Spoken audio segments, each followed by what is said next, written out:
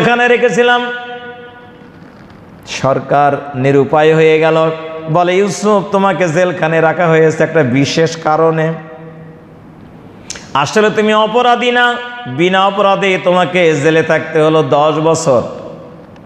ইউসুফ আলাইহিস সালাম বললেন ঠিক আছে, তাহলে আমি এবার বের হচ্ছি।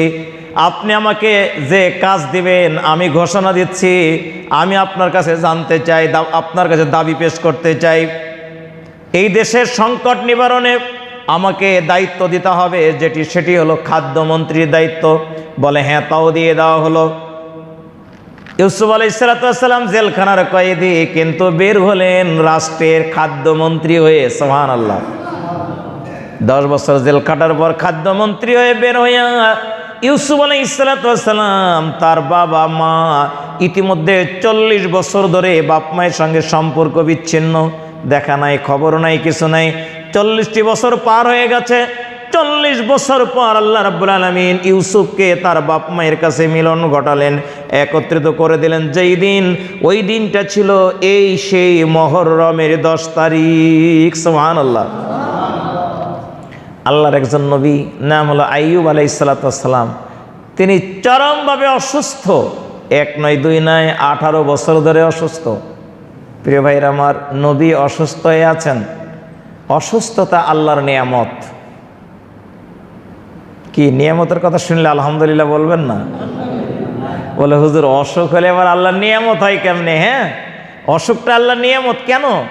একজন ইমানদারকে আল্লাহ যা অসুখ দিবে, এই অসুখটা তার গুনাহ মাফের কারণ হয়ে যাবে। সুবহানাল্লাহ। এমনকি গায়ে যদি জ্বর হয়, ওই জ্বরটাও তার জীবনের গুনাহ মাফের কারণ। পায়ে যদি ছোট কোনো কাঁটা ফুটে, ওই কাঁটাটা তার সব সগীরা গুনাহকে মাফ করে দেয়। ইউসুফ আলাইহিস সালাম, আইয়ুব আলাইহিস সালাম অসুস্থ 18 বছর ধরে। সর্বশেষ তিনি দেখছেন তার জিহ্বায় পোকা লেগেছে, জিহ্বায় ঘা, গোটা শরীর ঘা। উনি এতদিন ধরে কোনো দুশ্চিন্তা ফিল করেন নাই। এবার যখন জিহ্বায় ঘা, জিহ্বায় পোকা লেগে গেছে, ইউসুফ আলাইহিস সালাম, আইয়ুব আলাইহিস সালাম কাঁদতেছেন, রব্বুল আলামিন আমি এতদিন চিন্তিত হই নাই, বিষণ্ণ হই নাই, কারণ ও আল্লাহ তোমার ইবাদত আমি ভালো করেই করতে পেরেছি। কিন্তু এখন দেখছি জিহ্বায় পোকা লেগেছে, আমি তোমাকে কেমনে ডাকবো? আল্লাহ আল্লাহ বলে কেমনে ডাকবো? জিহ্বা তো নড়াতে পারবো না। আল্লাহ তুমি আমাকে আর কত পরীক্ষা করবা? আল্লাহ তোমাকে যেন ডাকতে পারি এমনটা তুমি আমাকে করে দাও। আল্লাহ রাব্বুল আলামিন বলছেন, আইয়ুব তুমি পরীক্ষায় পাস। পায়ের নিচে গুলি দিয়ে মাটিতে আঘাত করো। আইয়ুব আলাইহিস সালাম তার গুলি দিয়ে, পা দিয়ে যখন মাটিতে আঘাত করলেন, পানির ফোয়ারা বের হলো। ওই পানি খাইতে আর গোসল করার নির্দেশ দিলেন।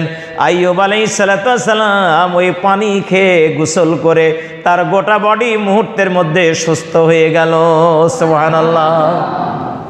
আইয়ুব আলাইহিস সালাম তার দোয়া কবুল হলো, তিনি মুক্তি পেলেন, অসুস্থতা ভালো হয়ে গেল, সুস্থ হয়ে গেলেন যেই দিন মুহররমের 10 তারিখ, শুক্রবার। সুবহানাল্লাহ। প্রিয় ভাইরা আমার, এখানে একটা কথা, ওই যে ইমানদারদের জন্য অসুখ হলো নিয়ামত। আল্লাহ কাফেরদেরকে অসুস্থ দেয়, রোগ ব্যাধি দেয় শাস্তি দেওয়ার জন্য, আর ইমানদারদেরকে রোগ ব্যাধি দেয় আল্লাহ গুনাহ মাফের জন্য। সুবহানাল্লাহ। আইয়ুব আলাইহিস সালাম যেদিন সুস্থ হয়েছেন, এর কিছুদিন পর হযরতে জিবরাইল আলাইহিস সালাম আইয়ুব নবীর কাছে এসে বলছেন, নবী আইয়ুব তুমি কেমন আছো? আইয়ুব নবী কেমন আছো গো? আইয়ুব নবী বলছেন, ভাই জিবরাইল আমি একেবারে ভালো নাই, আমি মোটেও ভালো নাই, খুব কষ্টে আছি। জিবরাইল আলাইহিস সালাম অ্যাস্টনেস্ট হয়ে গেলেন, তুমি দীর্ঘদিন অসুস্থ ছিলে, এই সময় আমি যখন জিজ্ঞেস করি কেমন আছো, তখন তুমি বলো যে আমি ভালো আছি, আর এখন তুমি সুস্থ, তোমাকে আমি জিজ্ঞেস করছি কেমন আছো, তো তুমি কি বলো যে আমি একেবারেই ভালো নাই, খুব কষ্টে আছি? এটা কোন ধরনের জবাব হলো? এটা কি কোনো জবাব হলো? বলে হ্যাঁ, আমার কষ্টটা আমি তো বুঝি, আর কেউ তো বুঝে না। বলে কি কষ্ট? বলে যখন আমি অসুস্থ ছিলাম ওই সময় প্রতিদিন সকাল বিকাল আকাশ আর জমিনের মালিক আল্লাহ রাব্বুল আলামিন তার নিজস্ব কণ্ঠে আমার নাম ধরে ডাক দিয়ে বলে, আইয়ুব তুমি কেমন আছো? আল্লাহ রাব্বুল আলামিনের এই কণ্ঠ যখন আমার কানে পৌঁছে যায়, আইয়ুব তুমি কেমন আছো, আমার শরীরের রোগ ব্যাধি কষ্ট যত রকমের কষ্ট আছে সবগুলো আমি ভুলে যাই, যেন আমার হৃদয়ে এক হিমেল শান্তি প্রবাহিত হতে থাকে। সুবহানাল্লাহ। কোনোই কষ্ট আমি উপলব্ধি করি না, কোনোই কষ্ট আমার মনে লাগে না।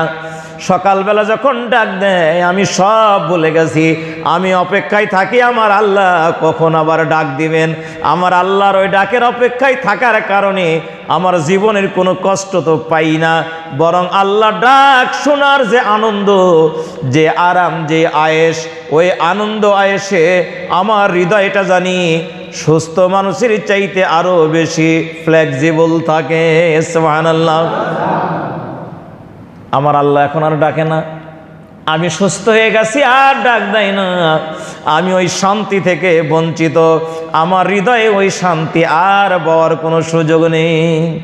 প্রিয় ভাইরা আমার, এই জন্য বলা হয়েছে অসুস্থ মানুষ আল্লাহ রাব্বুল আলামিনের কাছে যখন দোয়া করে তখন আল্লাহ দোয়া কবুল করেন। সুবহানাল্লাহ। রোগীদের কাছে গিয়া, অসুস্থ মানুষের কাছে গিয়ে আপনারা দোয়া করবেন আর ওদেরকে বলবেন ভাই আমার জন্য একটু দোয়া করো, আল্লাহ রাব্বুল আলামিন ওই লোকটার দোয়া কবুল করবেন, নবী নিজেই বলেছেন। সুবহানাল্লাহ। প্রিয় ভাইরা আমার, আরেকজন নবী ইউনূস আলাইহিস সালাতু ওয়াস সালাম আল্লাহর হুকুম ছাড়াই দেশ ছেড়েছিলেন, তার কওমের লোকেরা তাকে মেরে ফেলবে এরকম একটা আশঙ্কা উনি করলেন। আল্লাহর হুকুম না নিয়ে উনি দেশ থেকে বেরিয়ে চলে গেলেন, থাকবো না এই দেশে।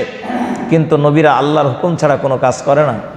ইউনূস আলাইহিস সালাতু ওয়াস সালাম দেখলেন এরা আমাকে মেরে ফেলবে আর এদেরকে আমি এভাবে দাওয়াত দিতে থাকবো, হবে না, আমি চলে যাব। দেশ ছেড়ে চলে যাচ্ছিলেন, সাগর পাড়ি দিচ্ছেন এক জাহাজে। সাগরের মাঝখানে গিয়ে জাহাজ টালমাতাল। ঠিক এমন এক সময় একজন জ্যোতিষী সে গণনা করে বলছে এই জাহাজে মনিব থেকে পলায়নকারী একজন গোলাম আছে, একে এই জাহাজ থেকে ফেলে না দিলে এই জাহাজের সব লোক মারা পড়বে। সুতরাং খুঁজে বের করা হোক মনিব থেকে পলায়নকারী কে, সেই গোলাম। হযরত ইউনূস আলাইহিস সালাম তিনি সামনে গিয়ে হাজির, বলে আমি সেই মনিব থেকে পলায়নকারী গোলাম, কারণ আল্লাহর হুকুম ছাড়া আমি আমার দেশ ছেড়ে চলে এসেছি। নবীরা কোনোদিন আল্লাহর হুকুম ছাড়া কোথাও যায় না, কিন্তু আমি যাচ্ছি, আমি পলায়ন পর একজন গোলাম। কিন্তু চেহারা দেখা যায় এত সুন্দর, এ কেমনে গোলাম হতে পারে? বলে না তুমি মিথ্যা বলছো। বলে না আমি সত্য বলছি, তোমার কথাই বিশ্বাস করা যাবে না। লটারি চালানো হলো, কে হবে এই সেই মানুষ। একের পর এক লটারি চলছে, লটারিতে দেখা গেল ইউনূস আলাইহিস সালাতু ওয়াস সালামের নামটাই উঠে আসলো। তাকে পানিতে ফেলে দেওয়া হলো, মাছ গিলে ফেললো। লম্বা সময় ধরে 40টি দিন ধরে মাছের পেটে আছেন ইউনূস। একটা মাছের পেটে কোনো খাবার গেলে বেশিক্ষণ থাকবে না। মানুষের পেটে গরুর গোশত যদি আপনি খান, যতই শক্ত হোক না কেন, দেখা যাবে 2 ঘন্টার মধ্যে একেবারে পানি হয়ে গেছে। আপনি কালাই, শক্ত কালাই, বুটের শক্ত কালাই চাবায়ে খেয়ে ফেললেন, গিলাও যদি খান 2 ঘন্টা পর দেখবেন থাকবে না। এমন অ্যাসিড জারক রস আল্লাহ রাব্বুল আলামিন স্টমাকে রেখেছেন। কোনো কিছু খাওয়ার সঙ্গে সঙ্গে ওই জারক রসগুলো বের হয়। অ্যাসিড যেমন সোনাকে পুড়িয়ে ফেলে, খাদগুলোকে পুড়িয়ে ফেলে সোনাকে খাঁটি করে, ঠিক তেমনি মানুষের শরীরের ভিতরে কোনো খাদ্য যাওয়া মাত্রই সবগুলো হজম করে দিয়া খাদ্যের উপাদানটা বের করে মানুষের শরীরের রন্ধ্রে রন্ধ্রে পৌঁছাইয়া দেয়। সুবহানাল্লাহ। ইউনূস আলাইহিস সালাতু ওয়াস সালাম মাছের পেটে, মাছ সব খাবার হজম করে, যা খায় সব হজম হয়ে যায়, কিন্তু আল্লাহর নবী ইউনূস হজম করতে পারে নাই। 40টি দিন পর এই ইউনূস আলাইহিস সালাতু ওয়াস সালামকে মুসেল শহরের পাদদেশে কোন এক উপত্যকায় বালির ভূমির উপরে মাছটা উগলে দিয়ে যেই দিন চলে গেল, ইউনূস আলাইহিস সালাম মাছের পেট থেকে বাঁচলেন যেই দিনটা, ওই দিনটা ছিল মুহররমের 10 তারিখ, শুক্রবার। আল্লাহ রাব্বুল আলামিনের আরেকজন নবী মুসা আলাইহিস সালাম, তিনি মানুষকে দাওয়াত দিলেন হকের ওপর, দ্বীনের ওপর, ইসলামের পথে, কিন্তু তার কওমের লোকেরা তো মানলই না। মুসা আলাইহিস সালামের বিরুদ্ধে রাষ্ট্রদ্রোহী অপরাধে মুসাকে নাগরিকত্ব বাতিল করে দেশ থেকে বহিষ্কার করা হলো। বলুন নাউজুবিল্লাহ। শুধু তাই নয়, এরপরে তাকে হত্যার ব্যাপারে সিদ্ধান্ত হয়ে গেল। মুসা আলাইহিস সালামকে ধরো, গ্রেপ্তার করো, মৃত্যুদণ্ড কার্যকর করো। মুসা আলাইহিস সালাম তিনি একজন নবী। আমরা কয়েকটা নবীর কথা শুনলাম, এই নবীদেরকে তার কওমের লোকেরা হত্যার চেষ্টা করেছে। সব সময়ের জন্য রাষ্ট্র ক্ষমতার বিরুদ্ধে তাদেরকে কথা বলতে হয়েছে। মুসা আলাইহিস সালামের সমসাময়িক সরকার ফেরাউন, এই ফেরাউন মুসা আলাইহিস সালামকে হত্যার জন্য যখন সিদ্ধান্ত নির্দেশনা জারি করলো, মুসা আলাইহিস সালাম শুধু একা না, তার বনী ইসরাইলের প্রায় 5 লক্ষ জনগোষ্ঠী সকলের নাগরিকত্বকে বাতিল ঘোষণা করা হয়েছিল। মুসলমানদের নাগরিকত্ব বাতিল, এটা এই যুগের ইতিহাস না, এই ইতিহাস পৃথিবীর অনেক যুগ আগ থেকে। আমরা এখন দেখছি রোহিঙ্গা মুসলমানদেরকে বহিষ্কার করা হয়েছে, তারা দেশ ছেড়ে পালিয়ে বাংলাদেশে এসেছে, এখানে 8-10 লক্ষ। কিন্তু আজ থেকে 8, 9, 10 হাজার বছর আগে হযরতে মুসা আলাইহিস সালাম তার 5 লক্ষ কওমকে ফেরাউন নাগরিকত্ব বাতিল করে দেশ থেকে বহিষ্কার করেছিল। প্রিয় ভাইরা আমার, হযরতে মুসা আলাইহিস সালাম ভাবলেন রাষ্ট্রদ্রোহিতার মামলা, নাগরিকত্ব বাতিল, মৃত্যুদণ্ডের ঘোষণা, আমাকে তো যে কোনো সময় গ্রেপ্তার করে আমাকে মেরে ফেলবে।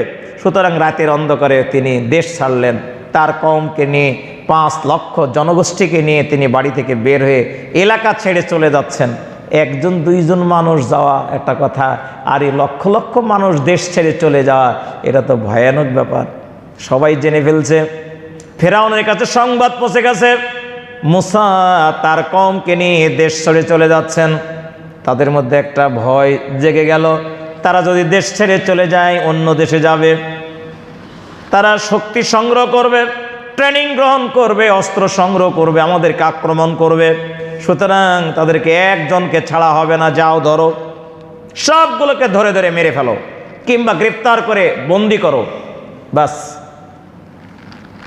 ফেরাউনের সেনাবাহিনীর যত বড় বড় সেনা অফিসার, এই সেনা অফিসাররা বের হলো, এদের সংখ্যা 5 লক্ষ। সেনা অফিসারদের সংখ্যা 5 লক্ষ। এদের সঙ্গে যোগ দিল দেশের বড় বড় ধনীরা, পুঁজিপতিরা, শিল্পপতিরা, ব্যবসায়ীরা, বুদ্ধিজীবীরা।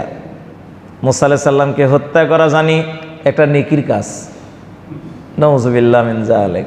মুসলমানদেরকে মারা তাদের কাছে জানি একটি নেকির কাজ। যেমন বর্তমান সময়ে টুপিওয়ালা, ইসলামওয়ালা, দাড়িওয়ালা আলেম ওলামাদেরকে মারলে নেকি পাওয়া যাবে বলে অনেকেই কিন্তু মনে করে না? যদি মনে নাই করে তাহলে এদেরকে কেন মেরে ফেলে? এদেরকে মারতে পারলেই জানি তাদের লাভ, দুনিয়া ও লাভ, সব জায়গায় লাভ, এটাই তারা মনে করে। এদের বিরুদ্ধে মিথ্যা কেস, মিথ্যা সাক্ষী, এদেরকে হত্যা। বর্তমান সময়ে যেমন কিছু লোক, নাস্তিক লোক, তারা ভালো কাজ বলে মনে করে, ফেরাউনের সময়ের লোকেরা মুসা আলাইহিস সালামকে মারার জন্য এমনটা অভিলাষ নিয়ে তারা বের হলো। দেশের বুদ্ধিজীবী, শিল্পপতি, দেশের যারা কর্ণধার, সেনা অফিসারেরা সবাই বের হলো। জনসংখ্যা 5 লক্ষ। মুসা আলাইহিস সালাম নীল নদের তীরে গিয়ে দাঁড়িয়ে গেছেন, লোহিত সাগরের পাশে গিয়ে দাঁড়িয়ে গেছেন। মুসা আলাইহিস সালামের কওমের লোকেরা চিৎকার মেরে মুসাকে বলছে, মুসা সর্বনাশ, কি হয়েছে? বলোই যে ফেরাউন বিশাল বাহিনী আমাদেরকে ঘেরাও করেছে, সামনে সাগর, পিছনে ফেরাউনের বাহিনী, আমাদেরকে তো মেরে ফেলবে নিরস্ত্র আমরা। মুসা বলছে, কখনোই নয়, কখনোই নয়, আমার রব আমার সঙ্গে আছেন। কোন সুবহানাল্লাহ। আল্লাহ রাব্বুল আলামিন যদি আমাদের সঙ্গে থাকেন তাহলে আর ভয়ের কোনো কারণ আছে? আল্লাহ মুসাকে ডাক দিয়ে বলছে, মুসা কোনো চিন্তার কারণ নাই, হাতের লাঠিটা পানিতে ফেলো। মুসা আলাইহিস সালামের হাতের লাঠি পানিতে ফেলা মাত্রই সাগরের ভিতর দিয়ে 1 নয় 2 নয় 12টা রাস্তা তৈরি হয়ে গেল। মুসা আলাইহিস সালাম এক রোড দিয়ে যদি যাইতে লাগে তাহলে এতগুলো লোক তো যাওয়া কঠিন হয়ে যাবে। এই জন্য রোড হলো 12টা। কয়টা? 12টি কার্পেটিং রোড, রাজধানীর বড় বড় রোডের মতো 12টা রোড বের হয়ে গেল। 5 লক্ষ মানুষ ওই রাস্তা দিয়ে যাবে। যদি 2 হাত 5 হাত 10 হাত রোড হয় তাহলে 5 লক্ষ মানুষ দৌড়াতে লাগলে পায়ের নিচে চাপা পড়বে অনেকে, ঠিক কিনা? এই জন্য রোড হলো কয়টা? 12টা। সাগরের তলদেশ দিয়ে 12টা রোড। মুসা আলাইহিস সালামের কওমেরা লাফিয়ে পড়লো রোড দিয়া। ওই রোড দিয়ে তারা রওনা দিল সাগরের অপর প্রান্তে গিয়া আল্লাহ রাব্বুল আলামিন মুসাকে এবং তার কওমকে উঠাইয়া দিলেন। সুবহানাল্লাহ। ফেরাউন গোষ্ঠী সাগরের তীরে ওই রোডগুলোর মোহনায় এসে দাঁড়াইয়া বলছে, দেখো না, দেখো, তোমরা তাকাইয়া দেখো, মুসাকে ধরার জন্য আমার সৌজন্যে কি না রোড তৈরি হয়ে গেছে। 12টা রোড তৈরি হয়েছে, লাফো, তোমরা ঢুকে পড়ো, ধরো মুসাকে। আল্লাহ বলতেছে, খালি ঢুকাই দেখ, খালি ঢুকাই দেখ, তোর জন্য ব্যবস্থা আমি আল্লাহ কেমন সুন্দর তৈরি করে রেখেছি। লাফিয়ে পড়ল ফেরাউন গোষ্ঠী, 5 লক্ষ জনগোষ্ঠী। তারা যখন রোড দিয়ে মুসাকে ধরার জন্য ঝাঁপিয়ে চলল, সাগরের মাঝখানে যাইতে না যাইতে আল্লাহ বলছেন, পানি পানি বলছে, আই বি রেডি। ও মাবুদ, তোমার হুকুমের অপেক্ষায় আমি আছি, তুমি বললেই আমি শুরু করব। বলতে না বলতে পানি আবার মিলে গেল। ফেরাউন 5 লক্ষ জনগোষ্ঠী ওই পানির ভিতর হাবুডুবু খাচ্ছে, পানি খাচ্ছে আর ডুবতেছে। ফেরাউন পানির ওপর মাথা উঁচু করে পানি খায় আর মুসার দিকে চিৎকার দিয়ে বলে, মুসা, তোমার রবের প্রতি আমি ঈমান আনলাম। আমানতু বি রাব্বি মুসা, আমি মুসা আলাইহিস সালামের রবের প্রতি ঈমান আনলাম। মুসা, তোমার রব কি আমাকে বাঁচাবে না? মুসা আলাইহিস সালামকে আল্লাহ ডাক দে বলে, মুসা, ও ঈমান আনলো কিন্তু সময় মতো আনে নাই, সময় মতো আনে নাই, এই জন্য আমি ফেরাউনকে বাঁচাতে পারবো না, ফেরাউনকে বাঁচাবো না, কিন্তু বাঁচাবো ওর বডিকে, আর শরীরটাকে আমি বাঁচিয়ে রাখবো। কিয়ামত পর্যন্ত কাফির মুশরিকরা দৃষ্টান্ত দেখবে, আল্লাহর হুকুম না মানলে কি হয় এরা ওটা দেখবে। এই জন্য বডিটাকে আমি রেখে দেব। মুসা আলাইহিস সালাম চিন্তার কোনো কারণ নেই। হযরতে মুসাকে আল্লাহ সেদিন বাঁচালেন আর ফেরাউনকে ডুবাইয়া মারলেন।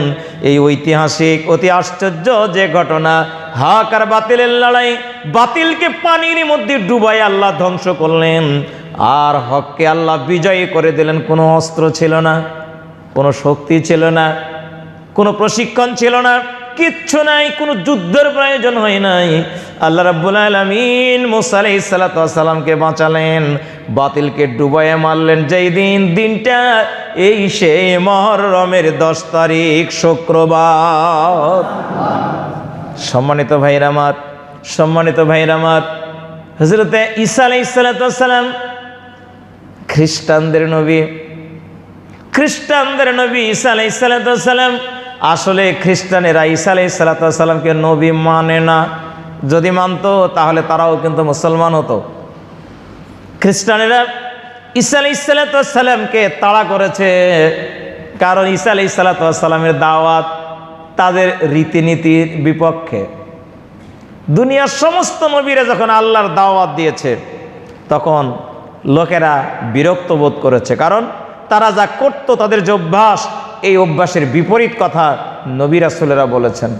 হযরত ঈসা আলাইহিস সালাম যেদিন জন্ম নেন, তার কওমের লোকেরা তার মাকে এসে বলল, তুমি জেনাকারিনী, তুমি ব্যভিচারিণী, তোমার মা ভালো, তোমার বাবা ভালো, তোমার সবাই ভালো, তুমি কেন, তুমিও তো ভালো, কিন্তু তোমার দ্বারা এমনটা কেন হলো? হযরত মরিয়ম নিরুত্তর হয়ে গেছেন। মরিয়ম কোনো জবাব দিতে পারে না। বাবা ছাড়াই জন্ম, ঈসা আলাইহিস সালাম বাবা ছাড়াই জন্ম, পবিত্রা মহিলা, এই সৃষ্টির জমিনে সবচাইতে পবিত্রতা আর পবিত্রা মহিলা বলে আল্লাহ যাকে ঘোষণা করেছেন, সর্বাধিক পবিত্র মহিলা হলো কে? যদি জবাব দেওয়া হয়, তিনি হবেন মরিয়াম। সুবহানাল্লাহ। মরিয়ম কি দিয়ে বুঝাবেন যে বাপ নাই কিন্তু আল্লাহর হুকুমে জন্ম? মানুষ তো কথা বুঝবে না, কোন ভাষা দিয়ে বোঝালে বুঝবে? মরিয়ম তো কোনো কথাই বলতে পারছেন না। আল্লাহ মরিয়মকে বললেন, মরিয়ম তুমি কথা বলো না, চুপ। তোমার কওমের লোকেরা যা বলছে কোন উত্তর তুমি দিতে পারবে না, তুমি চুপ মারো। চুপ মারলেই মানুষ থামবে? চুপ মারলেই মানুষ থামবে না। আল্লাহ বললেন, মরিয়ম তুমি ইশারা করে লোকদেরকে বলে দাও, লোকেরা আমাকে প্রশ্ন না করে প্রশ্ন করে এই শিশু বাচ্চাকে। লোকেরা বলতে লাগলো, এ আবার আর একটা ধোঁকাবাজি, এই বাচ্চা কি কথা বলতে পারবে? কেবল জন্ম লাভ করলো।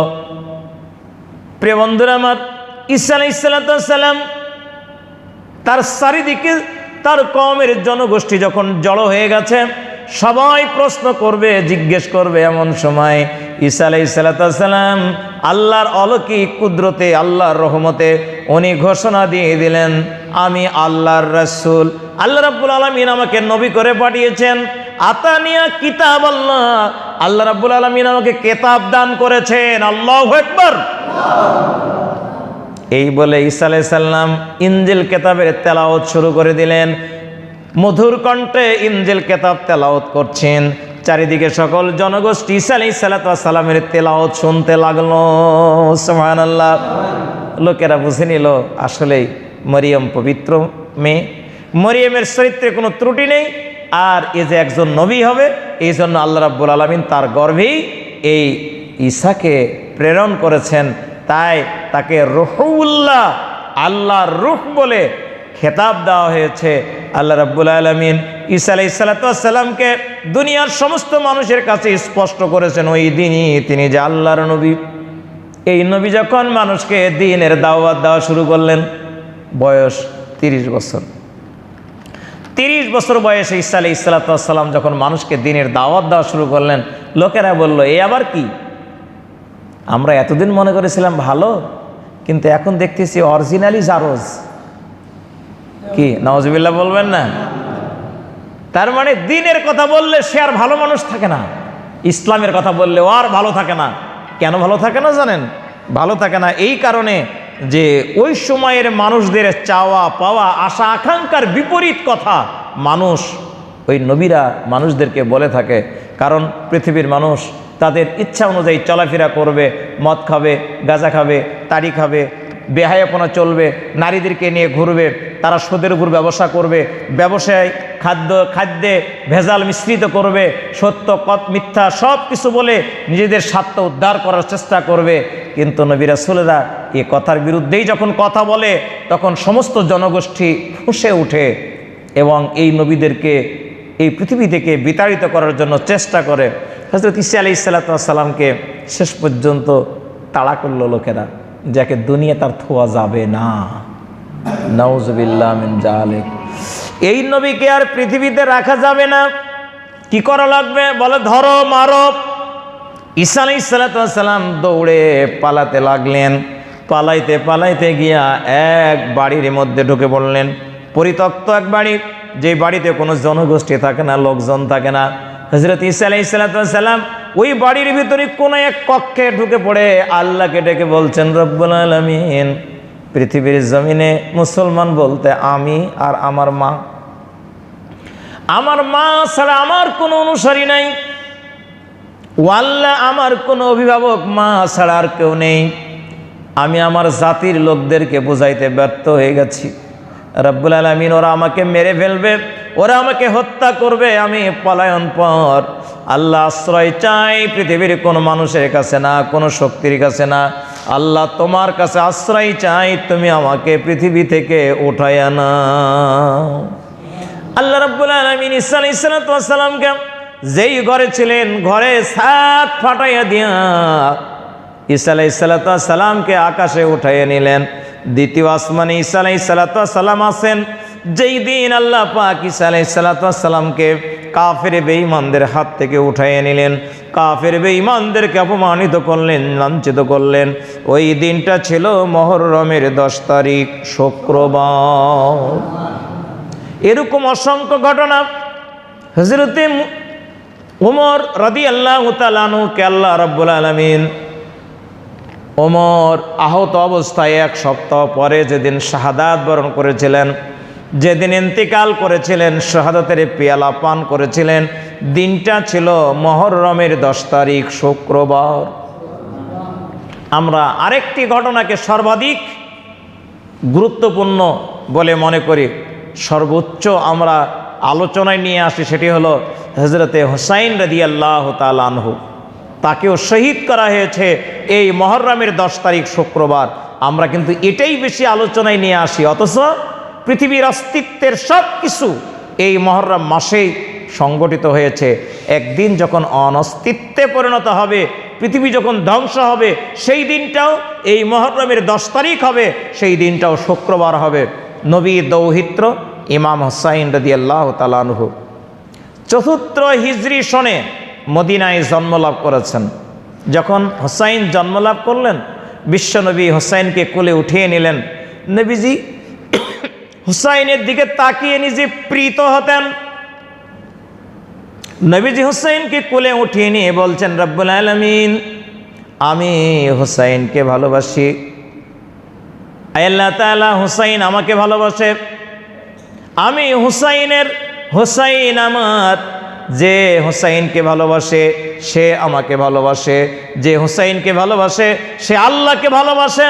ও আল্লাহ, আমি হুসাইনকে যারা ভালোবাসে তুমিও তাদেরকে ভালোবাসো। সুবহানাল্লাহ। সহিহ বুখারীর এই বর্ণনা। বিশ্বনবী হুসাইনের গালে মুখে চুমা দিতেন, এত বেশি আদর করতেন। নবীজি সালাতে দাঁড়িয়ে গেছেন, রুকুতে গেছেন, হুসাইন লাফ দিয়ে ঘাড়ের উপর উঠে ঘোড়ার উপর যেমন বসে ওই রকম যখন বসত, আল্লাহ রাসূল হুসাইনকে আস্তে করে পিঠ থেকে নামায়া কোলে করে নিয়ে আল্লাহর নবী সেজদায় মাটিতে রেখে উনি সেজদায় যেতেন।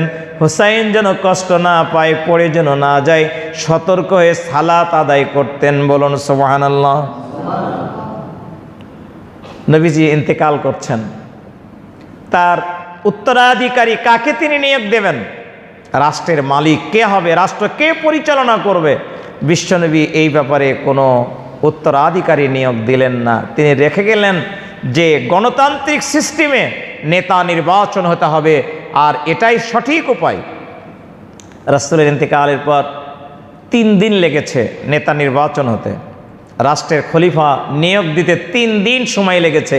আল্লাহ নবী এই 3 দিন পর তার লাশকে দাফন করা হয়েছে। তার মানে 3 দিন ধরে নবীজির লাশ উপরেই ছিল। 3 দিন পর দাফন করা হলো।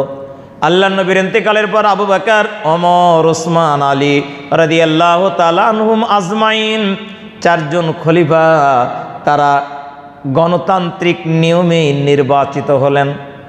হযরত আলী রাদিয়াল্লাহু তাআলা আনহু যখন ইন্তেকাল করলেন, মক্কা মদিনার নেতৃস্থানীয় সাহাবায়ে কেরামদের পরামর্শক্রমে সংখ্যা গরিষ্ঠতার ভিত্তিতে নেতা নির্বাচিত হলেন, খলিফা নির্বাচিত হলেন হযরত আলী রাদিয়াল্লাহু তাআলা আনহুর প্রথম পুত্র হাসান রাদিয়াল্লাহু তাআলা আনহু। হযরত হাসান রাদিয়াল্লাহু তাআলা আনহু তিনি যখন খলিফা নির্বাচিত হলেন, ওদিকে আমিরে মুয়াবিয়া বসরার শাসনকর্তা, গভর্নর, ও নিজে খেলাফতের দাবি করে বসল। তাহলে 2 দিক থেকে 2 জন খলিফা, একই রাষ্ট্রের 2টা খলিফা, চরম বিশৃঙ্খলা দেখা দিল। মুসলমানদের মধ্যে জানি একটা ভয়ানক গৃহযুদ্ধের সূচনা হতে যাচ্ছে। হযরত হাসান আমিরে মুয়াবিয়া সিনিয়র হওয়ার কারণে তার হাতে মাত্র 6 মাসের মাথায় ক্ষমতা ছেড়ে দিয়ে সমঝোতা করলেন যে আমিরে মুয়াবিয়ার পর রাষ্ট্রের খলিফা হবেন হাসান, হাসানের অ্যাবসেন্টে খলিফা হবে হুসাইন। ইতিমধ্যে আরেকটি ঘটনা ঘটল। রাষ্ট্রীয়ভাবে এক ষড়যন্ত্র করে হযরতে হাসানকে বিষ প্রয়োগ করে হত্যা করা হলো। বলুন ইন্না লিল্লাহ।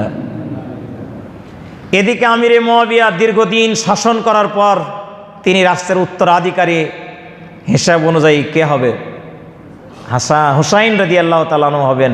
কিন্তু তার ছেলে ইয়াজিদ যে ছিল অযোগ্য, অদক্ষ, যে ছিল বকধার্মিক, মদ্যপায়ী, যে ছিল স্বেচ্ছাচার, এমন একটি ছেলেকে সে তার নিজের ছেলে হওয়ার কারণে উত্তরাধিকার নিয়োগ দেওয়ার জন্য উঠে পড়ে লাগলো। সমস্ত প্রাদেশিক গভর্নরদের কাছে এ ব্যাপারে স্বীকৃতি আদায় করার জন্য চেষ্টায় পড়ে গেল, উঠে পড়ে লাগলো। আমির মুআবিয়া হজের সময় চলে গেল মক্কায় গিয়া মক্কার নেতৃস্থানীয় সাহাবায়ে কেরামদের কাছ থেকে এই প্রতিশ্রুতি তার ছেলের পক্ষে স্বীকৃতি আদায়ের চেষ্টা যখন শুরু করলো, মক্কার লোকেরা আমির মুআবিয়াকে 3টা প্রস্তাব দিল। আপনি আমাদেরকে যে কথা বলছেন এটা কোনো ক্রমেই মেনে নেওয়ার মতো না, আপনি 3টির যে কোনো একটি গ্রহণ করুন। এক, আপনি চুক্তিতে আবদ্ধ আছেন হাসানের সঙ্গে যে আপনার পরে হাসান খলিফা হবে, হাসান যদি না থাকে হুসাইন খলিফা হবে, আপনি চুক্তি বাস্তবায়ন করেন। যদি এটা না করেন, বিশ্বনবী মুহাম্মদুর রাসূলুল্লাহ সাল্লাল্লাহু আলাইহি সাল্লাম যেই তরিকা রেখে চলে গেছেন জনগণের উপর দায়িত্ব দিয়ে, আপনি জনগণের উপর দায়িত্ব ছেড়ে দেন, জনগণ নির্বাচন করুক কে খলিফা হবে। এটাও যদি না করেন, আপনি নিরপেক্ষ কয়েকজন লোককে দিয়ে একটা কমিশন গঠন করে যান, আপনার ইন্তেকালের পর তারা খলিফা নির্বাচন করবে। আপনি যা করছেন এটা টোটালটাই নিয়ম নীতির বহির্ভূত, নিয়ম বিবর্জিত, এটা কখনোই গ্রহণ করা যাবে না। আমিরে মুআবিয়া 1000 সিকিউরিটি গার্ড নিয়ে গিয়েছিলেন, সকলকে নিয়ে তিনি ব্যর্থ হয়ে ফিরে আসলেন তার রাজধানীতে, কিন্তু হাল ছাড়লেন না। তিনি ক্ষমতার বলে তার অযোগ্য পুত্র এজিদকে উত্তরাধিকার নিয়োগ দিয়ে বিদায় নিয়ে চলে গেল। আমিরে মুআবিয়ার ইন্তেকালের পর এজিদ হলো রাষ্ট্রের খলিফা। গোটা মুসলিম বিশ্বের সমস্ত মানুষের কাছে জোর করে অস্ত্র ব্যবহার করে তাদের কাছে স্বীকৃতি আদায় করলো, কিন্তু ইমাম হোসাইন বললেন অসম্ভব, তোমাকে কখনোই বাইয়াত গ্রহণ করা যেতে পারে না, তোমার হাতে কখনো আমি এই রাষ্ট্র তুলে দিতে পারি না। তুমি বিশ্বনবীর সুন্নাতকে নষ্ট করেছ, তোমার বাবা বিশ্বনবীর সুন্নাতকে বর্জন করেছে, চুক্তি ভঙ্গ করেছে, তুমি মদ্যপায়ী, তুমি স্বেচ্ছাচার, তুমি বকধার্মিক, তোমার দ্বারা রাজতন্ত্র প্রতিষ্ঠিত হতে যাচ্ছে, রাজতন্ত্র প্রতিষ্ঠিত হলে ইসলাম থাকবে না, এটা আমি বিশ্বনবীর দৌহিত্র হিসেবে কখনোই মেনে নিতে পারি না। অবশেষে নির্দেশ হলো হোসাইনকে গ্রেপ্তার করার। ইমাম হোসাইনকে গ্রেপ্তার করবে মদিনার গভর্নর, চিন্তায় পড়ে গেল, সর্বনাশ, আল্লাহর নবী যেই হাতে চুমু দিয়েছেন, বিশ্বনবী যেই গালে চুমু দিয়েছেন, যেই নবীর সুপারিশ ছাড়া আমি কেন গোটা পৃথিবীর কোনো নবীরাও জান্নাতে যেতে পারবে না, ওই নবীর উত্তরসূরি দৌহিত্র ইমাম হুসাইনকে আমি গ্রেপ্তার করব, অসম্ভব। কিন্তু ক্ষমতা থাকে না, উপায় কি? হুসাইনকে অনুরোধ জানালো, হুসাইন আপনি মদিনা ছেড়ে চলে যান অন্য কোথাও, আপনিও নিরাপদ থাকেন, আমরাও নিরাপদ থাকি, আপনিও নিরাপদ থাকবেন, আমরাও নিরাপদ থাকবো। আজান হবে এখন।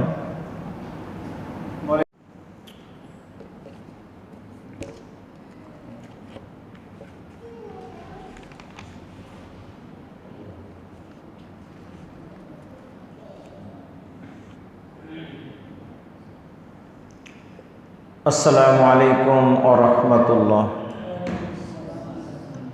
নাহমাদুহু ওয়া নাস্তাঈনুহু ওয়া নাস্তাগফিরুহু ওয়া নাউযু বিল্লাহি মিন শুরুরি আনফুসিনা ওয়া মিন সাইয়্যাতি আ'মালিনা। মান ইয়াহদিল্লাহু ফালা মুদিল্লা লাহু ওয়া মান ইউদ্লিলহু ফালা হাদিয়া লাহু। ونشهد أن لا إله إلا الله وحده لا شريك له ونشهد أن سيدنا وسندنا وحبيبنا ومولانا محمدا عبده ورسوله الذي أرسله بالحق بشيرا ونذيرا وداعيا إلى الله بإذنه وسراجا منيرا. فقد قال الله تعالى في كلامه المجيد: أعوذ بالله من الشيطان الرجيم. বিসমিল্লাহির রহমানির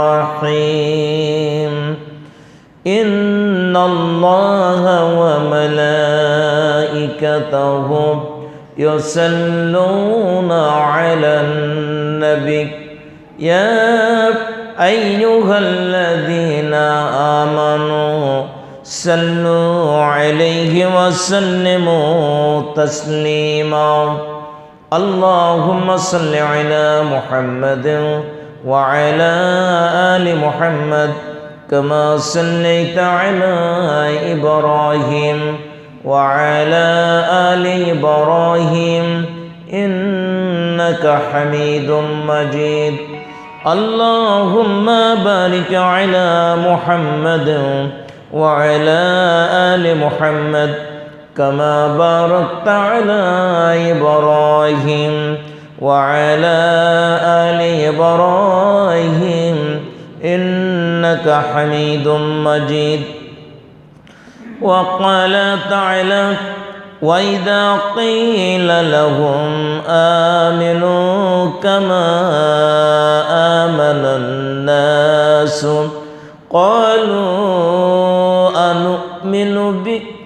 قالوا أنؤمن كما آمن السفهاء ألا إنهم هم السفهاء ولكن لا يعلمون آمنت بالله সম্মানিত শ্রোতামণ্ডলী, পর্দার আড়ালের মা এবং বোনেরা, আল্লাহ পাকের শানে শুকরিয়া আদায় করছে যে আল্লাহ রাব্বুল আলামিন এলাকার অসংখ্য জনগোষ্ঠীর মধ্য থেকে আল্লাহর এই বান্দাগুলোকে কোরআনের জন্য মঞ্জুর করেছেন, কবুল করেছেন। আমরা যারা হাজির হতে পেরেছি শুকরিয়া তান পড়ছি সবাই আলহামদুলিল্লাহ। লাখো কোটি দরুদ এবং তসলিমাত প্রিয় নবী, প্রিয় রসুল, প্রিয় নেতা জনাব মুহাম্মদুর রাসূলুল্লাহ সাল্লাল্লাহু আলাইহি ওয়াসাল্লামের ওপর। আজকে আরবি মাস, বছরের গণনায় আরবি মাসের নামটা মুহররম। মুহররম না? ইন্না ইদ্দাতাশ শুহুরি ইনদাল্লাহ ইসনা আশারা শাহরান, সূরা তাওবা 36 নম্বর আয়াত। আল্লাহর বিধানে বছরের গণনায় মাসের সংখ্যা হচ্ছে 12টি। যেদিন আসমান এবং জমিন সৃষ্টি করা হয়েছে সেই দিন থেকেই এই মাসের গণনায়, বছরের গণনায় মাস হচ্ছে 12টি। মিনহা আরবাতু হারামুন, এই 12টি মাসের মধ্যে 4টি মাস হচ্ছে সম্মানিত। যালিকাদ দ্বীনুল কাইয়্যুম, এটি সুপ্রতিষ্ঠিত জীবন ব্যবস্থা। আমার ভাইরা, মুহররম মাস আরবি মাস গণনায় বছরের প্রথম মাস। হিজরি সন শুরু হয়েছে নতুন এই মুহররম থেকে। জানা আছে কি এই হিজরি সনটা কত? কে বলতে পারে? একজনও বলতে পারবে না। যদি ইংরেজি জিজ্ঞাসা করা হয় সবাই বলতে পারবে, বাংলা জিজ্ঞাসা করলে সবাই পারবে না, কিছু কিছু পারবে। আর আরবি মাস, আরবি সন, আরবি বছর এগুলো জিজ্ঞাসা করলে দেখা যাবে 2-1 ছাড়া কেউ পারবে না। যেমন এখানে আপনারা টেস্টে ফেল করলেন। আরবি বছরের প্রথম মাস মুহররম, শুরু হয়েছে আরবি সন এই মাস থেকে 1443 হিজরি।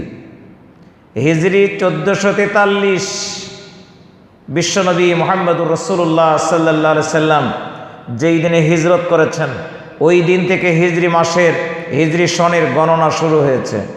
এই হিজরি সন এটা মুসলমানদের জন্য নিজস্ব একটা সংস্কৃতি, নিজস্ব একটি ক্যালেন্ডার। হযরত ওমর রাদিয়াল্লাহু তাআলা আনহু, তিনি ছিলেন মুসলিম বিশ্বের খলিফা। তার কাছে চিঠি লেখা হলো। হযরতে আবু মুসা আশআরী লিখছেন এই মর্মে যে আমিরুল মুমিনিন আপনি রাষ্ট্রীয় কিছু ফরমান আমাদের কাছে জারি করেন, আমরা রাষ্ট্রীয় কাজগুলো সুশৃঙ্খলভাবে চালাইতে গিয়ে আমাদের এই নির্দেশনাগুলিতে, এই ফরমানগুলোতে সিগনেচার করি, কিন্তু তারিখ উল্লেখ থাকে না। তারিখ না থাকার জন্য আমাদের সমস্যা হচ্ছে, কোনটা আগের, কোনটা পিছের, কোনটা কোন দিনের। তো আপনি বলেন আমরা কোন ক্যালেন্ডার ব্যবহার করব? পার্সিয়ানদের একটা ক্যালেন্ডার আছে, এটা কি ব্যবহার করব, নাকি আমাদের নতুন কোনো আপনি ক্যালেন্ডার তৈরি করবেন? হযরত ওমর তার শোরার সদস্যদের নিয়ে পরামর্শ করলেন। তাদের মধ্যে কেউ বলল যে আমরা ওই ইহুদি খ্রিস্টান মূর্তি পূজকদের ক্যালেন্ডার ব্যবহার করতে চাই না, আমাদের নিজস্ব ক্যালেন্ডার থাকা উচিত। কিভাবে এটা হবে? বলে আমরা শুরু করব নবীজি যেই তারিখে জন্ম লাভ করেছেন ওইখান থেকে আমরা 1-2 করে গণনা শুরু করব। কেউ বললেন নবী যেই দিন নবুয়ত লাভ করেছেন ওই দিন থেকে 1-2-3 করে গণনা করব। কেউ বললেন যে আল্লাহর নবী বদর যুদ্ধ করেছেন যেই দিন, ওই দিন থেকে 1-2-3 করে গণনা করব। একজন এক একটা বললেন। হযরতে আলী রাদিয়াল্লাহু তাআলা আনহু তিনি দাঁড়িয়ে বললেন, আমিরুল মোমিনিন, হক আর বাতিলের মধ্যে এক চূড়ান্ত পার্থক্য সূচিত হয়েছে একটি দিন, যেই দিনে বিশ্বনবী বাতিলকে পরিত্যাগ করে হক প্রতিষ্ঠার জন্য তিনি তার জন্মভূমি, তার বাড়িঘর, তার জমিজমা, তার পরিবার পরিজন সব কিছুকে ছেড়ে দিয়ে, এই মক্কার জমিন ছেড়ে দিয়ে তিনি মদিনায় হিজরত করেছেন। এই হিজরত থেকে যদি আমরা সন গণনা করি তাহলে সবচাইতে যৌক্তিক হবে বলে আমার কাছে মনে হয়। সাহাবায়ে কেরাম সকলেই এই যুক্তিটা গ্রহণ করে হিজরত থেকে সন গণনা শুরু হলো। এই জন্য আমরা বলি হিজরি সন, মানে রাসূল হিজরত করেছেন যেই দিন, ওই দিন থেকে 1-2-3 করে গণনা শুরু হলো। এখন আরবি বছরের এই হিজরত থেকে হিজরি সন শুরু হলো। বছরের কোন মাসটি প্রথম মাস হবে এই নিয়ে সাহাবায়ে কেরামদের মধ্যে এখন কথোপকথন। কেউ বলল যে রমজান মাসে কোরআন অবতীর্ণ হয়েছে, এই জন্য রমজান মাসটা প্রথম মাস হওয়া উচিত। কেউ বলল রবিউল আউয়াল মাসে আল্লাহ নবী জন্ম লাভ করেছেন, সুতরাং ওই মাসটি বছরের প্রথম হওয়া উচিত। হযরত আলী বললেন যে একটি মাস রয়েছে, বছর গণনায় 12 মাসের মধ্যে একটি মাস রয়েছে, যেই মাসটিকে আল্লাহ রাসূল বলেছেন শাহরুল্লাহ, আল্লাহর মাস। যেই মাসটির ব্যাপারে আল্লাহ নবী বলেছেন তোমরা এই দিনে সিয়াম পালন করো, একদিনের সিয়াম বিগত 1 বছরের গুনাহের কাফফারা হিসেবে আল্লাহ কবুল করবেন। সুবহানাল্লাহ। একটি মাস আছে যেই মাসে আল্লাহ রাব্বুল আলামিন এই পৃথিবীর সৃষ্টি এবং পৃথিবী ধ্বংস, এই পৃথিবীর অনেক অলৌকিক ঘটনা ওই মাসে সংঘটিত হয়েছে। এমন একটি মাস আছে যেই মাসে পৃথিবীর অনেক গুরুত্বপূর্ণ ইতিহাস রয়েছে। আমরা ওই মাসটাকে যদি গণনা করি বছরের প্রথম, তাহলে সেটি হবে যৌক্তিক, আর সেই মাসটির নাম হলো মুহররম। প্রিয় শ্রোতামণ্ডলী, হযরত আলীর এই যুক্তিটাকে সবাই গ্রহণ করলেন, বলে হ্যাঁ আপনি ঠিক বলেছেন। সুতরাং বছরের প্রথম মাস হলো মুহররম মাস, আর হিজরত থেকে গণনা শুরু হলো 1-2 করে। আল্লাহর নবীর ইন্তেকালের 16 বছর পর হযরত ওমর যখন রাষ্ট্র ক্ষমতায়, তখন এই মাসটির সূচনা,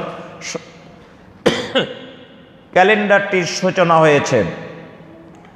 হযরত ওমর যখন প্রেসিডেন্ট, 2য় বছর যখন চলছিল তার খেলাফতের, এই খেলাফতের 2য় বছরে আল্লাহর নবীর ইন্তেকালের 16-17 বছর পর এই হিজরি সন গণনা শুরু হয়েছে। আজ চলছে 1443 হিজরি। সম্মানিত মুসল্লিবৃন্দ, আমি আপনাদেরকে মুহররম সম্পর্কে 2টি কথা বলবো। হযরতে আল্লামা বদরুদ্দিন আইনি বুখারীর শারাহ উমদাদুল কারির ভিতরে এই মুহররম মাসের আলোচনা করতে গিয়ে তিনি 10টি বৈশিষ্ট্য উল্লেখ করেছেন। যে পবিত্র মুহররম মাসে 10টি উল্লেখযোগ্য বৈশিষ্ট্য রয়েছে, তবে ছোট বড় প্রায় 300-র মতো ঘটনা, অলৌকিক ঘটনা এই মুহররম মাসে সংঘটিত হয়েছে বলে বিভিন্ন বর্ণনায় এসেছে। প্রিয় ভাইরা আমার, আমি বুখারীর শারাহ উমদাদুল কারির ভিতরে উল্লেখিত আল্লামা বদরুদ্দিন আইনির লেখা 10টি বৈশিষ্ট্য সর্বাধিক গ্রহণযোগ্য এবং শক্তিশালী বলে মনে করি। আমি এই কয়েকটি কথা সংক্ষেপে আপনাদের সামনে বলে তারপরে মূল আলোচনায় ফিরে যাব। মুহররম মাস এটি এমন একটি মাস যেই মাসে আল্লাহ সুবহানাহু ওয়া তাআলা আকাশ জমিন এই বিশ্বলোককে সৃষ্টি করেছেন। বলুন সুবহানাল্লাহ। তাহলে পৃথিবীর সূচনা সৃষ্টি এই মুহররম মাস 10 তারিখ, দিন হলো শুক্রবার। এই পৃথিবীর শরীয়তের প্রথম রসুল, কি বলে, এই পৃথিবীতে মানব গোষ্ঠীর প্রথম মানব হযরত আদম আলাইহিস সালাতু ওয়াস সালাম। ওয়াইদ ক্বালা রব্বুকা লিল মালাইকাতি ইন্নী জাইলুন ফিল আরদি খলিফা।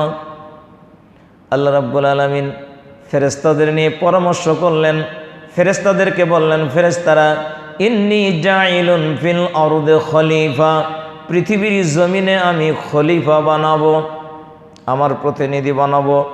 আমার পক্ষ থেকে আমার দেওয়া দায়িত্বগুলো তারা বাস্তবায়ন করবে। পৃথিবীর জমিনে আমার পক্ষ থেকে আমার কাজ করবে এমন একটি সৃষ্টিকে আমি পাঠাবো। আল্লাহ রাব্বুল আলামিন সূচনা করলেন আদম আলাইহিস সালাতু ওয়াস সালামকে দিয়া। সৃষ্টি করা হলো আদমকে, তার মাধ্যমে সৃষ্টি করা হলো মা হাওয়াকে, রূহ সঞ্চার করা হলো আদম আলাইহিস সালাতু ওয়াস সালামের দেহে, জান্নাতের ভিতরে জায়গা দেওয়া হলো।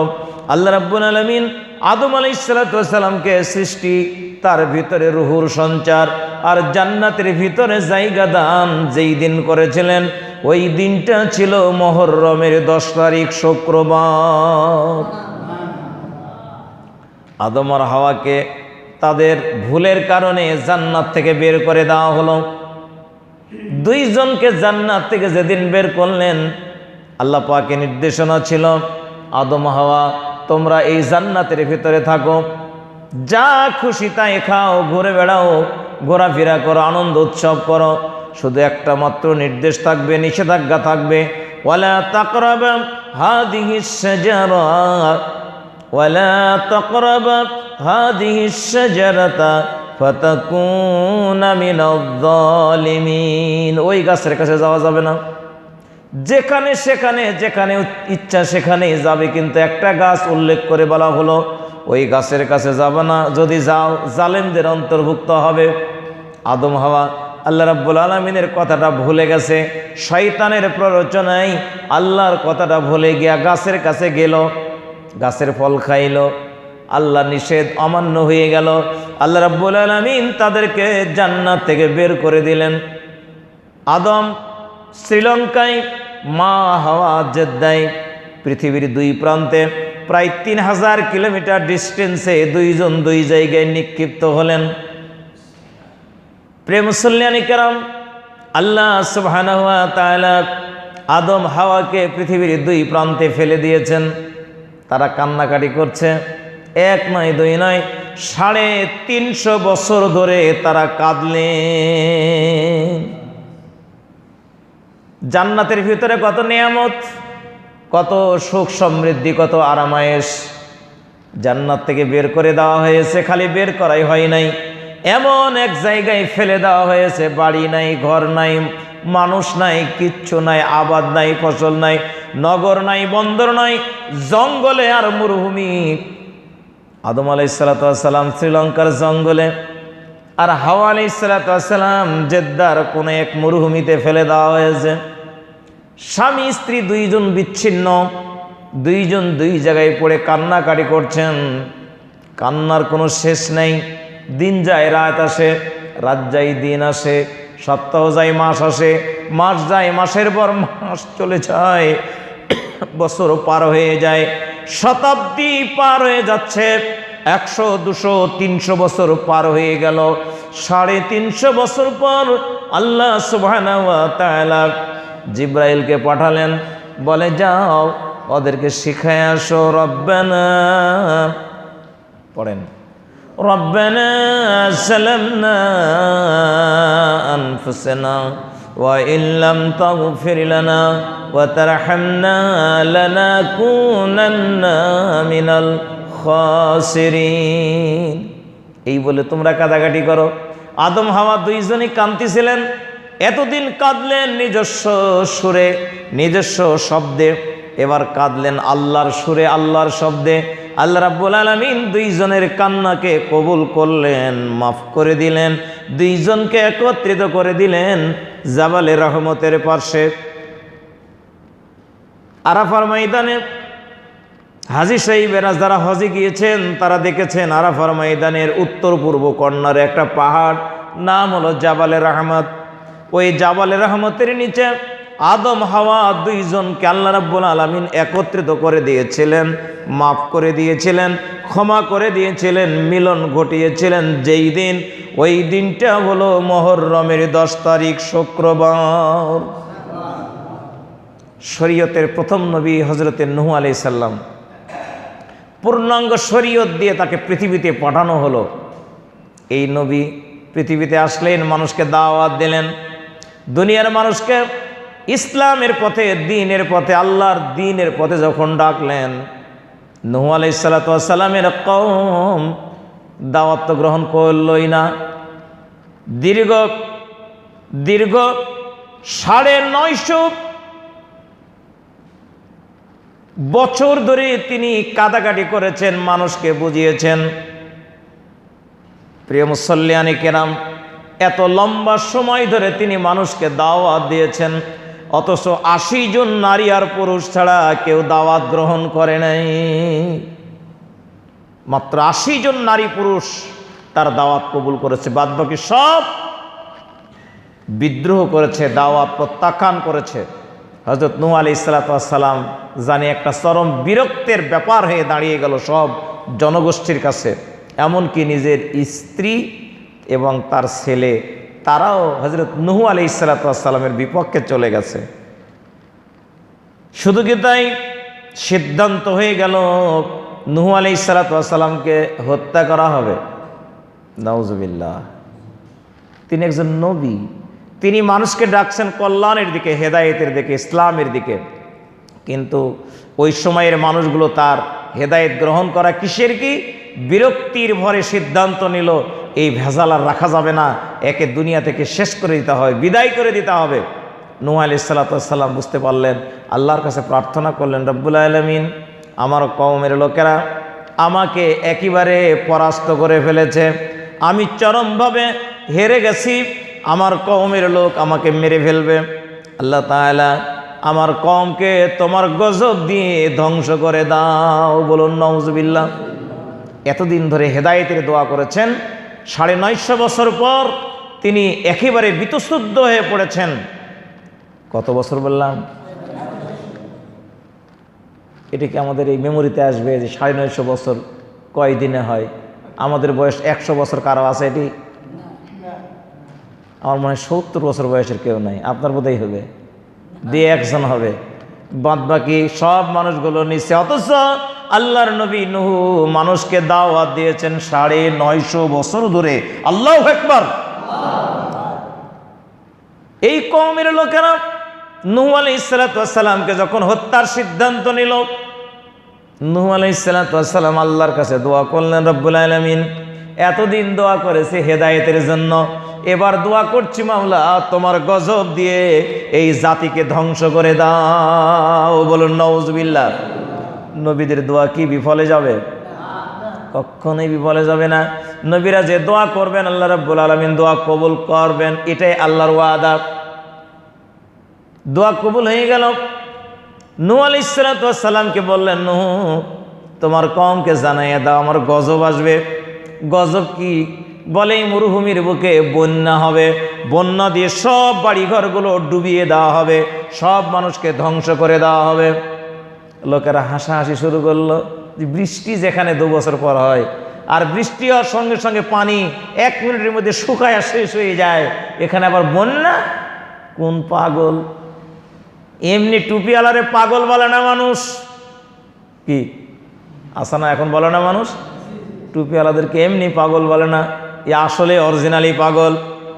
নূহ আলাইহিস সালাতু ওয়াস সালাম নৌকা বানানো শুরু করলেন, বানানো হয়ে গেল, তার কওমকে নিয়ে প্রস্তুতি নিচ্ছেন, আল্লাহ নির্দেশ পেলেই উঠবেন।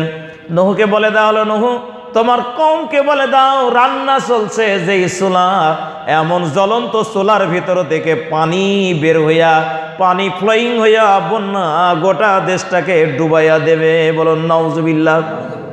এই কথা শোনার পর আরো হাসাহাসি, বলে চুলার মধ্যে থাকে আগুন, সেখান থেকে পানি বের হবে কেমন কথা? এ কোন পাগল কি বলে? পাগলে কিনা বলে আর ছাগলে কিনা খায়। একটা প্রবাদ আছে, বলা বলি শুরু করে দিল। যথারীতি নির্দেশ মোতাবেক নূহ আলাইহিস সালাম নৌকায় উঠে গেছেন, তার এই 80 জন নারী পুরুষ নিয়ে। নূহ আলাইহিস সালাম নৌকায়, শুরু হলো প্লাবন, পানি বের হওয়া শুরু হয়েছে। রান্না চলছে, যেই ভাত খাবার যেই চুলায় রান্না চলছে, ওই চুলার ভিতর থেকে পানি বের হওয়া শুরু হলো।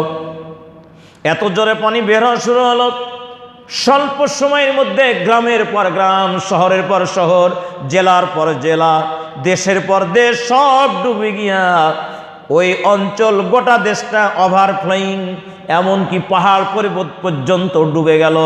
সমস্ত কাফের গোষ্ঠী পানিতে ভেসে গেল, ডুবে ডুবে মরল। হযরত নূহ আলাইহিস সালাম তার ঈমানদার লোকগুলোকে নিয়ে নৌকায় আরোহণ করে 40টি দিন পর্যন্ত এই তুফান, এই ঝড়, এই বন্যা, এই জলোচ্ছ্বাস, এই ওভারফ্লোয়িং ফ্লাড 40 দিন পর্যন্ত চলল। হযরতে নূহ আলাইহিস সালাম 40 দিন পর জুদি পর্বতে গিয়া তার নৌকাটাকে লাগায়া তার কওমকে নিয়ে এই গজব থেকে, আল্লাহর গজব থেকে নিষ্কৃতি পেলেন। আর কাফের গোষ্ঠীকে যেদিন ধ্বংস করা হলো, ওই দিনটা মুহররমের 10 তারিখ, শুক্রবার। আল্লাহ রাব্বুল আলামিন পৃথিবীর ইতিহাসে মুহররমকে এত বেশি গুরুত্ব আরোপ করেছেন, এত বেশি গুরুত্বপূর্ণ করেছেন। আল্লাহর নবী আর একজন হযরত ইব্রাহিম আলাইহিস সালাম, ওই সময়ের রুবুবিয়তের দাবিদার, নাম হলো নমরুদ। নমরুদ নিজকে গোটা পৃথিবীর সবচাইতে বড় রব বলে যখন দাবি করেছিল, মূর্তি পূজারী এই লোকগুলো, তারা ওই অবস্থায় নমরুদকে রব মেনে তাকেই সেজদা করত। নাউজুবিল্লাহ মিন যালিক। হযরতে ইব্রাহিম আলাইহিস সালাম ছোট বাচ্চা, 6-7 বছর বয়স, মাকে বলছে, মা আমার রব কে মা? বলে কেন? তোমাকে আমি খাওয়াই, পড়াই, ঘুমাই, তোমার সব কিছু করে দিই, তুমি বোঝো না? তোমার রব আমি, আমি তোমার মা, আমি তোমার রব। তো তোমার রব আছে না? বলে হ্যাঁ আমার রব আছে। তোমার রবকে? বলছে আমার রব তোমার বাবা আজর। আমার বাবা আজরের রব আছে না? বলে হ্যাঁ আছে। কে? তোমার বাবা আজরের রব হলো নমরুদ। নমরুদের রব কে? মা। রব আছে না? মা তখন খেপে গিয়ে বলছে, ছেলেটা খুব বেশি কথা কয়, বেয়াদব কথাকার। এত কথা কেন? ছোট মানুষ, এত কথা তো চলে না, চুপ করো। বলে মা তা হয় না, তা হয় না। এই গোটা বিশ্বজগতের যিনি রব, আমার রব, আপনার রব, আপনার স্বামীর রব, আমার বাবা আজরের রব, নমরুদের রব, গোটা বিশ্বজগতের রব, যিনি ইবাদত করতে হবে, গোলামি করতে হবে, সেজদা করতে হবে, আইন মানতে হবে, হুকুম মানতে হবে, সেই রবের, ওই রব আল্লাহ সুবহানাহু ওয়া তাআলা, তিনি একমাত্র রব, তিনি ছাড়া আর কোনো ইলা নাই। ইয়া কওমি ইবুদুল্লাহ, ইয়া কওমি ইবুদুল্লাহ মা লাকুম মিন ইলাহিম মিন গায়রু। হে আমার কওম, এক আল্লাহর ইবাদত করো, যে আল্লাহ ছাড়া আর কোনো ইলা নেই, কোনো মাবুদ নেই। ইব্রাহিম আলাইহিস সালামের দাওয়াত যখন সম্প্রসারিত হতে থাকলো, নমরুদের দরবার পর্যন্ত পৌঁছে গেল। নমরুদ, তার বাবা আজর ধর্মমন্ত্রী নমরুদের, তাকে দিয়ে নানানভাবে কন্ট্রোল করার চেষ্টা করা হলো। কিছুতেই কিছু যখন হলো না, নমরুদের পার্লামেন্টে ধর্মদ্রোহিতা, রাষ্ট্রদ্রোহিতার অপরাধে ইব্রাহিমের বিরুদ্ধে কেস দেওয়া হলো। বলুন নাউজুবিল্লাহ। রাষ্ট্রদ্রোহী মামলার আসামি নমরুদ মন্ত্রীর ছেলে হয়েও রেহাই পেল না। আজর মন্ত্রী, ধর্মমন্ত্রী, তার ছেলে ইব্রাহিম আলাইহিস সালাম রাষ্ট্রদ্রোহিতার মামলায় গ্রেপ্তার। বিচার হলো, বিচারের রায় হলো, রাষ্ট্রদ্রোহিতার এই মামলায় তার শাস্তি হলো মৃত্যুদণ্ড। বলুন নাউজুবিল্লাহ। ইব্রাহিম আলাইহিস সালাতু ওয়াস সালাম আর মৃত্যুদণ্ডের আসামি, কিন্তু মৃত্যুদণ্ড হবে পৃথিবীর এক অতি আশ্চর্য প্রক্রিয়ায়, যা দুনিয়ার কোনো জায়গায় হয় নাই। অপরাধীকে ফাঁসি দিয়ে মারা হয়, শোলে চড়িয়ে মারা হয়, ফায়ারিং করে মারা হয়, ব্রাশ ফায়ার করে মারা হয়, ক্রস ফায়ার দিয়ে মারা হয়। কিন্তু ইব্রাহিম আলাইহিস সালাতু ওয়াস সালামকে মারা হবে আগুনে পোড়াইয়া। নাউজুবিল্লাহ। আগুনে পোড়ানোর সব আয়োজন শেষ, আগুন দাউ দাউ করে জ্বলছে, ওই আগুন ইব্রাহিমকে ফেলে দেওয়া হবে, হাতে পায়ে রশি দিয়ে বাঁধা হয়েছে। হাজারো মানুষ, শত সহস্র মানুষ ইব্রাহিমকে আগুনে পুড়িয়ে মারবে। এই দৃশ্য দেখার জন্য সবাই হাজির। ইব্রাহিম আলাইহিস সালাতু ওয়াস সালাম হাতে পায়ে রশি দিয়ে শক্ত করে বাঁধা হয়েছে, এবার ফেলে দেওয়া হবে আগুনে।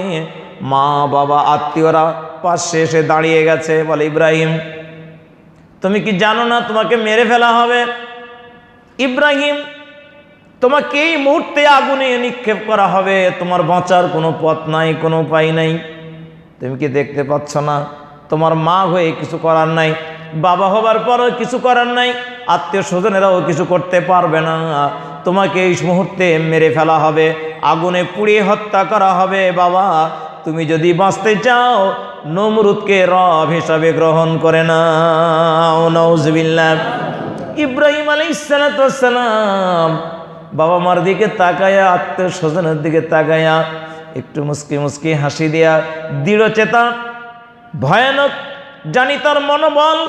ইব্রাহিম আলাইহিস সালাতু ওয়াস সালাম আকাশের দিকে তাকায়া বলছে, যেই সময় আগুনে নিক্ষেপ করা হবে, এমন সময় আগুনে নিক্ষেপ করা হচ্ছে, আগুন তার গা স্পর্শ করবে, মুহূর্তের মধ্যে পড়ে শেষ হয়ে যাবে।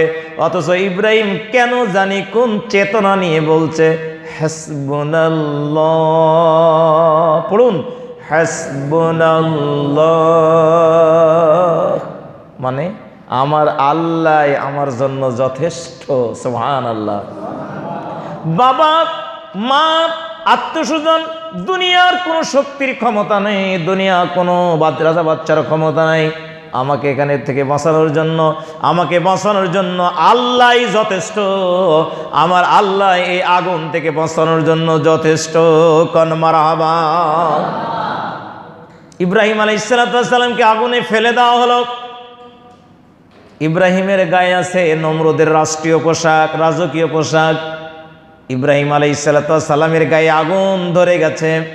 যেই পোশাক নমরুদ পরিয়ে দিয়েছিল, যে নমরুদের পোশাক পরাইয়া তাকে পোড়াইয়া মারা হবে, এইটা খড়ি হিসাবে ব্যবহার করা হবে। খড়িতে আগুন লেগে গেল, জামাতে আগুন লেগে গেল, চারিদিকে তো আগুন দাউ দাউ করে জ্বলছে। আল্লাহ সুবহানাহু ওয়া তাআলা জিবরাইলকে বলছে, জিবরাইল, ইব্রাহিম আমার প্রতি যে বিশ্বাস, আমার প্রতি তার যে আস্থা ঘোষণা করেছে, এখন আমার জন্য দায়িত্ব হয়ে গেছে ইব্রাহিমকে বাঁচানো। নির্দেশ জারি করল 144, আগুনকে নির্দেশ, ইয়ানার কুলনা ইয়া নারু কুনি বারদা, হে আগুন তুমি ঠান্ডা হয়ে যাও। ইব্রাহিমের গায়ে তুমি জ্বালাতে পারবে না, ইব্রাহিমের শরীর তুমি টাচ করতে পারবে না। তোমার দৈহিক শক্তি ওই পোশাক পরাবে, তোমার দৈহিক শক্তি কাঠ পোড়াবে, তোমার দৈহিক শক্তি দুনিয়ার সব কিছু পোড়াবে, কিন্তু তুমি ইব্রাহিমের জন্য ঠান্ডা হয়ে যা। খালি কি ঠান্ডা? ওয়া সালামা বারদা ওয়া সালামা, ইব্রাহিমের জন্য তুমি ঠান্ডা হবে, শুধু ঠান্ডা না বরং আরামদায়ক, তুমি ঠান্ডা হয়ে যাও। সুবহানাল্লাহ। এসি যেমন আমাদের জন্য আরামদায়ক, না ঠান্ডা না গরম। ইব্রাহিম আগুনের মধ্যে পড়ে থাকলেন, মনে হয় এসি রুমে তিনি বসে আছেন। আল্লাহু আকবার। ইব্রাহিমের গায়ের পোশাক সব পুড়ে গেল, চারিদিকের কাঠ কয়লাগুলো পুড়ে গেল, কয়লার আগুন সব পুড়ে কয়লাটা ছাই হয়ে গেল, আগুন তো নিভে গেল। ইব্রাহিম ন্যাংটা হয়ে ওই জায়গায় দাঁড়ায়া, ইব্রাহিম আলাইহিস সালাতু ওয়াস সালাম, চারিদিকে হাজারো মানুষ এই দৃশ্য তাকাইয়া দেখছে। প্রিয় বন্ধুরা আমার, এই জন্য কিয়ামতের ময়দানে আল্লাহ রাব্বুল আলামিন ইব্রাহিমকে আশ্বস্ত করেছেন এই বলে, হাজারো মানুষের সামনে তিনি ন্যাংটা হয়ে ওই দিন দাঁড়িয়েছিলেন। এই লজ্জা নিবারণের জন্য আল্লাহ বললেন, ইব্রাহিম, কিয়ামতের ময়দানে লক্ষ কোটি জনতার মাঝে সর্বপ্রথম আল্লাহ পাক যেই মানুষটিকে পোশাক পরাবেন, আমি আল্লাহ বলছি তোমাকেই প্রথম পোশাক পরানো হবে। ইব্রাহিম আলাইহিস সালাতু ওয়াস সালামকে নমরুদের আগুন থেকে আল্লাহ সেদিন বাঁচালেন। নমরুদের আগুন থেকে আল্লাহ রাব্বুল আলামিন ইব্রাহিমকে রক্ষা করলেন, নমরুদকে অপমানিত করলেন, পরাস্ত করলেন যেই দিন, ওই দিনটাই মুহররমের 10 তারিখ, শুক্রবার। মুহররমের এই গুরুত্ব আরও প্রমাণিত হয় অসংখ্য নবীদের জীবনে ঘটেছে। যেমন ইউসুফ আলাইহিস সালাম, আল্লাহর নবী ইউসুফ জেলে ছিলেন 10 বছর। নবী জেল খেটেছেন কয় বছর? চুরি, ডাকাতি, জেনা, ব্যভিচার, মানুষ হত্যা, খুন খারাপি না। 10 বছর পর দেশ এক বিপর্যয়ের মুখে, দেশের সরকার প্রধান ইউসুফ আলাইহিস সালাতু ওয়াস সালামের মুক্তি ঘোষণা করল। ইউসুফ বললেন, না, আমি জেলখানা থেকে বের হব না। জেলখানা থেকে বের হব, আগে প্রমাণ করে ঘোষণা দিতে হবে আমি অপরাধী না নিরপরাধ। আমি যদি নিরপরাধ হয় তাহলে প্রমাণ